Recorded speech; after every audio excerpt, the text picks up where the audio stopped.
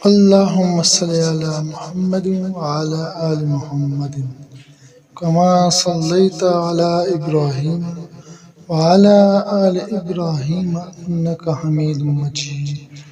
اللهم بارك على محمد وعلى آل محمد كما باركت على إبراهيم وعلى آل إبراهيم إنك حميد مجيد. تمام دیکھنے اور سننے والوں کو السلام علیکم۔ ویڈیو کی طرف جانے سے پہلے آپ سے گزارش کرتے ہیں کہ اگر آپ نے ہمارے چینل کو سبسکرائب نہیں کیا برائے کرم اس کو سبسکرائب کر لیں اور ساتھ ہی گھنٹی والے بٹن کو دبائیں تاکہ ہماری ہر نیو ویڈیو کی نوٹیفیکیشن آپ کو بروقت اور آسانی سے مل سکے۔ حضرت ابن عباس رضی اللہ کہتے ہیں کہ حضور نبی کریم صلی اللہ علیہ وسلم اس دنیا میں تشریف لائے تو آپ کی آنول نال کٹی ہوئی تھی۔ آنول نال کو بچے پیدا ہونے کے بعد دائیا کاٹتی ہے۔ آپ ختنہ شدہ پیدا ہوئے۔ عبد المطلب یہ دیکھ کر بے حد حیران ہوئے اور خوش بھی۔ وہ کہا کرتے تھے میرا بیٹا نرالی شان کا ہوگا۔ آپ کی پیدائش سے پہلے مکہ کے لوگ خشک سالی اور قحط کا شکار تھے، لیکن جو ہی آپ کے دنیا میں تشریف لانے کا وقت قریب آیا بارشیں شروع ہو گئیں، خشک سالی دور ہو گئی، درخت ہرے بھرے ہو گئے اور پھلوں سے لد گئے، زمین پر سبزہ ہی سبزہ نظر آنے لگا۔ پیدائش کے وقت آپ اپنے ہاتھوں پر جھکے ہوئے تھے، سر آسمان کی طرف تھا۔ ایک روایت کے الفاظ یہ ہیں کہ گھٹنوں کے بل جھکے ہوئے تھے، مطلب یہ کہ سجدے کی سی حالت میں تھے۔ آپ کی مٹھی بھی بند تھی اور شہادت کی انگلی اٹھی ہوئی تھی، جیسا کہ ہم نماز میں اٹھاتے ہیں۔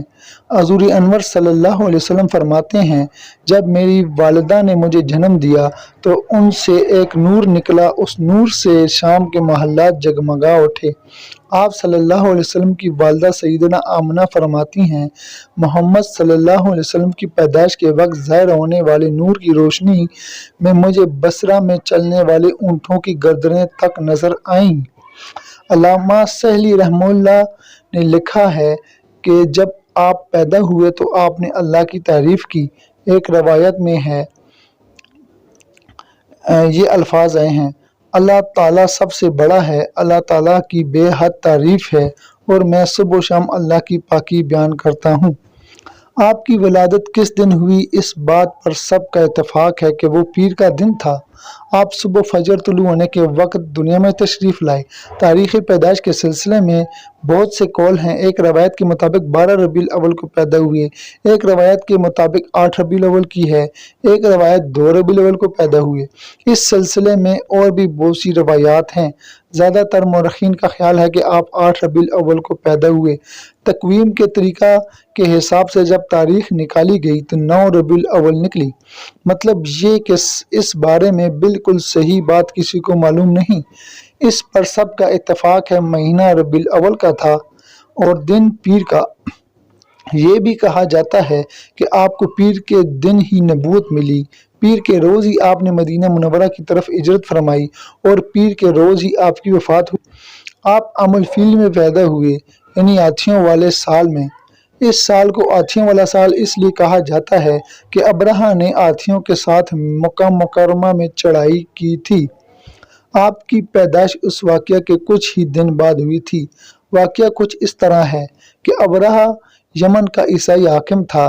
حج کے دنوں میں اس نے دیکھا کہ لوگ بیت اللہ کا حج کرنے جاتے ہیں۔ اس نے اپنے لوگوں سے پوچھا یہ لوگ کہاں جاتے ہیں؟ اسے جواب ملا بیت اللہ کا حج کرنے کے لیے مکہ جاتے ہیں۔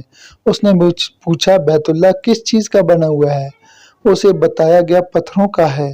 اس نے پوچھا اس کا لباس کیا ہے؟ بتایا گیا ہمارے ہاں سے جو دھاری دار کپڑا جاتا ہے اس سے اس کی پوشاک تیار ہوتی ہے۔ ابرہہ عیسائی تھا۔ ساری بات سن کر اس نے کہا مسیح کی قسم میں تم لوگوں کے لیے اس سے اچھا گھر تعمیر کروں گا۔ اس طرح اس نے سرخ، سفید، زرد اور سیاہ پتھروں سے ایک گھر بنوایا، سونے اور چاندی سے اس کو سجایا، اس میں کئی دروازے رکھوائے، اس میں سونے کے پتھرے جڑوائے، اس کے درمیان میں جواہر لگوائے، اس مکان میں ایک بڑا سا یاقوت لگوایا، پردے لگوائے، وہاں خوشبوئیں سلگانے کا انتظام کیا۔ اس کی دیواروں پر اس قدر مشک ملا جاتا تھا کہ وہ سیاہ رنگ کی ہو گئیں۔ यहाँ तक कि जवाहर भी नजर नहीं आते थे। फिर लोगों से कहा, अब तुम्हें बैतुल्लाह का हज करने के लिए मक्का जाने की ज़रूरत नहीं रही। मैंने यहीं तुम्हारे लिए बैतुल्लाह बनवा दिया है, लिहाजा अब तुम इसका तवाफ़ करो।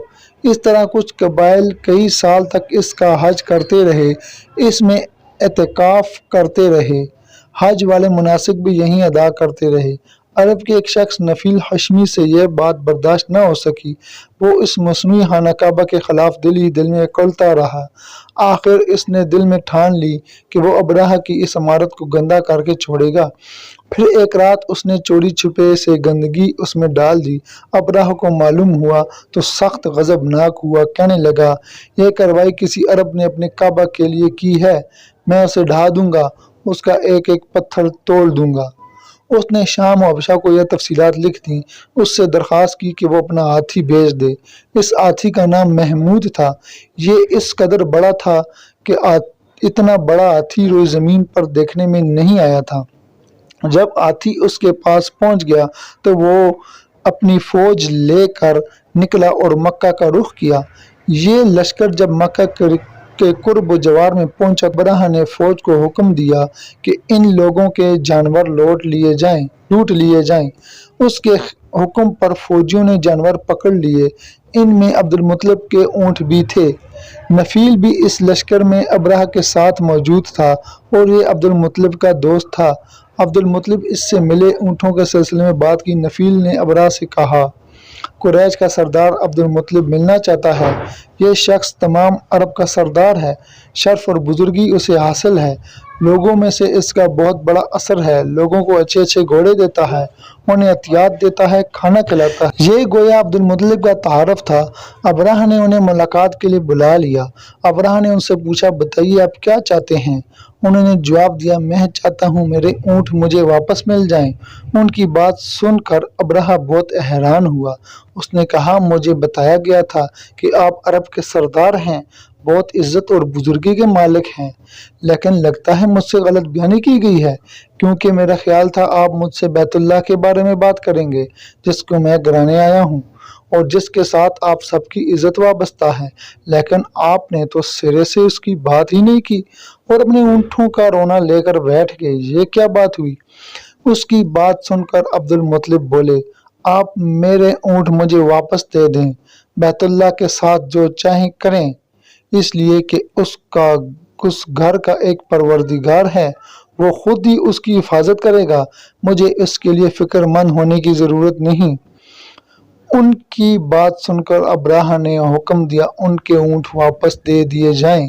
जब उन्हें उनके ऊँट वापस मिल गए तो उन्होंने उनके समों पर चमड़े चढ़ा दिए, इन पर निशान लगा दिए, उन्हें कुर्बानी के लिए वक्फ करके हरम में छोड़ दिया, ताकि फिर कोई उन्हें पकड़ ले तो हरम का परवरदिगार उस पर गजबनाक हो।